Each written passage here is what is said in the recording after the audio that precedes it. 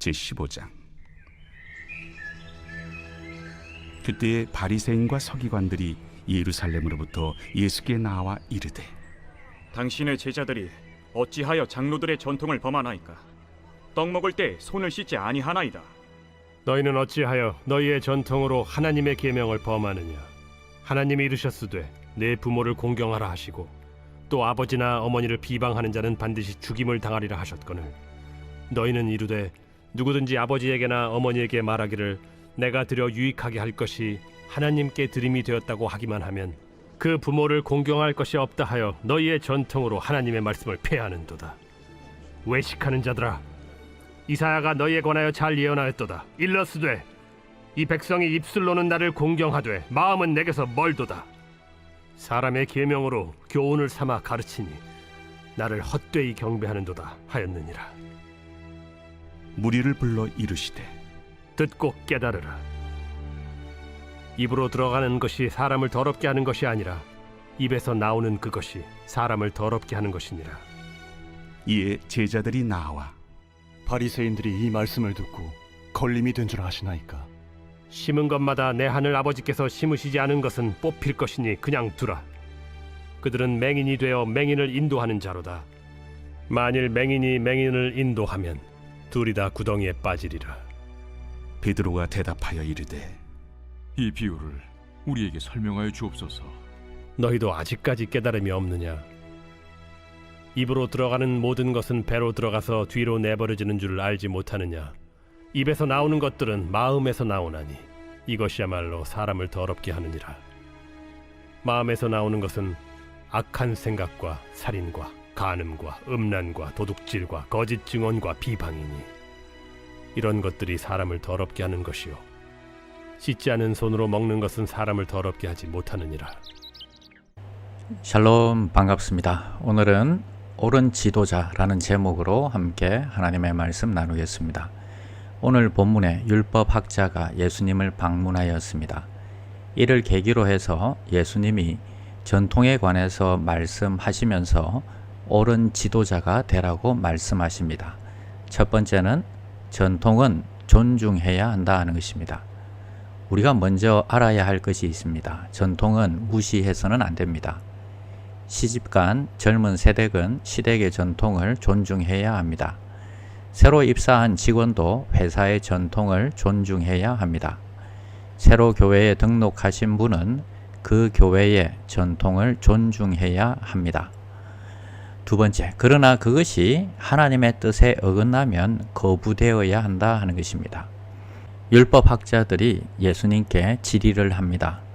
음식 먹기 전에 손을 씻는 전통이 있는데, 그런데 예수님의 제자들은 정결의식을 행하지 않고 바로 음식을 먹는다는 것입니다. 이때 예수님은 전통에 관한 교훈을 주십니다. 전통이 하나님의 뜻에 어긋나거나 사명을 감당하는 데 지장을 줄 때에는 전통에 매여서는 안 된다고 하십니다. 2절에서 6절 사이에 보니까 예수님이 말씀하시고 계신 것은 고르반이라는 제도입니다. 자신이 가진 것을 다 하나님께 바치는 사람이 있습니다. 이것을 고르반이라고 합니다. 만일 그때에 부모님이 경제적으로 갑자기 어려움을 당했다면 도울 것인가 돕지 못하는가 하는 것입니다. 여기에 대해서 율법학자들은 하나님이 더 중요하니까 서원을 지키는 것이 더 중요하다고 했습니다. 그러나 고르반의 전통은 헌신의 의미로 좋은 것이기는 하지만 결과적으로는 부모님을 공경하지 못하면 더 큰 하나님의 계명을 범하는 결과가 되는 것입니다. 예수님께서는 이것을 지적하고 계신 것입니다. 그러므로 우리는 전통을 존중하지만 하나님의 소원과 또 전통 가운데서 상충될 때에는 말씀을 선택해야 한다는 것입니다. 그래서 전통이 성경에 어긋나는지 안 어긋나는지를 살펴보아야 하는데, 그런데 이것은 쉬운 일이 아닙니다. 그러나 쉬운 방법이 있습니다. 여러분들이 무슨 일을 하실 때에 사랑에 비추어 보시면 맞습니다. 예수님은 가장 큰 계명을 물으실 때에 하나님을 사랑하고 이웃을 사랑하라 하셨습니다. 그러므로 사랑에 비추어 보시기를 바랍니다. 교회나 목장이나 개인이 어떤 일을 할 때에 이게 사랑에서 시작되었는지 한번 물어보시기 바랍니다. 그러면 틀림없습니다. 세 번째는 옳은 지도자가 되도록 노력해야 합니다. 예수님께서 율법학자들을 장님에 비유하셨습니다. 장님이 장님을 인도한다라고 했습니다. 어떻게 참된 지도자, 참된 스승을 구별할 수 있고 어떻게 우리가 참된 지도자가 될 수 있을까요? 8절에 보니까 이 백성이 입술로는 나를 공경하되 마음은 내게서 멀도다 했습니다. 말을 잘하는 지도자가 아니라 마음으로 하나님을 공경하는 지도자가 되라고 하십니다. 9절에도 사람의 계명으로 교훈을 삼아 가르치니 나를 헛되이 경배하는도다 하였느니라 하시고 말씀이 아니라 사람의 생각을 가지고 가르친다고 하십니다. 그래서 우리는 외적으로 보여지는 것만을 너무 믿어서는 안 됩니다.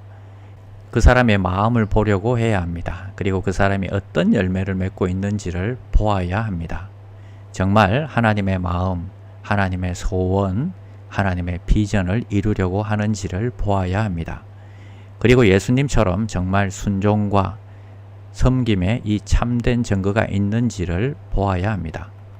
만일 여러분이 자신이 하고 싶지 않고 체질적으로 맞지도 않지만 교회가 꼭 필요한 사역이 있어서 힘들지만 그 사역을 하고 있다면 여러분은 순종하는 삶을 살고 있는 것입니다. 또 엄연한 손해가 분명하고 자존심이 상하지만 성경에서 명령하기 때문에 할 것은 하고 안 할 것은 안 한 적이 지난 1년간 한두 번 있었다면 여러분은 순종의 삶을 살고 있다고 믿어도 될 것입니다. 또 자신의 교회와 목장, 회사를 위해서 지난 1년 동안에 개인적인 희생을 감수한 적이 있다면 여러분은 섬김의 삶을 살고 있다고 믿어도 좋을 것입니다. 또한 남이 보지 않고 알아주지도 않는데 섬김의 행동을 하고 있다면 섬김의 삶을 살고 있는 것이 분명합니다. 가정교회가 좋은 것이 전통적인 교회에서는 순종이나 섬김을 전혀 안 해도 아무 문제가 되지 않습니다. 그러나 가정교회에서는 목장 식구들과 같이 생활하기 때문에 누가 순종하는 사람이고 누가 섬기는 사람인지 금방 드러납니다. 좋은 소문이 금방 납니다. 그래서 나의 부족함을 금방 깨달을 수 있습니다. 또 내가 섬기려고 마음먹으면 목장 안에 섬길 곳이 얼마든지 있습니다. 오늘 나는 바리새인이나 서기관처럼 되지 않겠다고 부정적인 결단을 하기보다는 오히려 나는 하나님 사랑과 이웃 사랑을 위해서 이것도 하고 저것도 하겠다고 긍정적인 도전을 해보시는 하루가 되시기를 바랍니다. 기도하겠습니다. 하나님 감사합니다. 오늘 내가 어떤 지도자가 되어야 할지 알려주심을 감사합니다. 말 잘하는 지도자가 아니라 무엇을 하든지 하나님을 위한 사랑인지 이웃을 위한 사랑인지 생각하며 그것이 옳다면 실천하는 성도들이 되게 하여 주시옵소서. 예수님의 이름으로 기도드립니다. 아멘. 1. 오심 기도. 하루 5번 마음을 다해 드리는 기도. 나는 죽었습니다. 제가 주인이 아니고 예수님이 저의 주인이십니다. 예수님은 십자가에서 죽으시고 부활하셨습니다. 부활하신 예수님을 가슴으로 만나서 따라가며 간증합니다. 사랑하는 가족과 함께 영광스러운 승리를 노래합니다.